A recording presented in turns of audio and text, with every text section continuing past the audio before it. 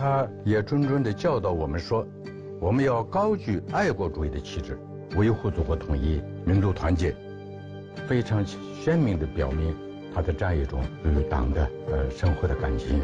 On October 1, 1949, the People's Republic of China was established. The 11-year-old 10th Panchen Lama sent a telegram to the central government of China, expressing his support for the CPC and the People's Government and his wish to contribute to the great cause of China's unity.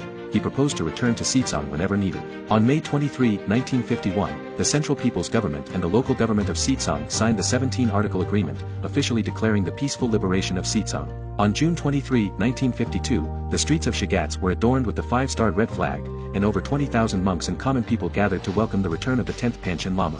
In 1959, the 10th Panchen Lama first proposed bringing the constitution into the monasteries. Complying with state laws and upholding national unity became the foundation of the Tashi Lunpo Monastery. 安禅额尔德尼确基坚赞是伟大的爱国主义者，是著名的国务活动家，是中国共产党的忠诚朋友，也是中国藏传佛教杰出的领袖。The 10th Panchen Lama dedicated his life to the unity of China. The above 4 lines best summarize his glorious life.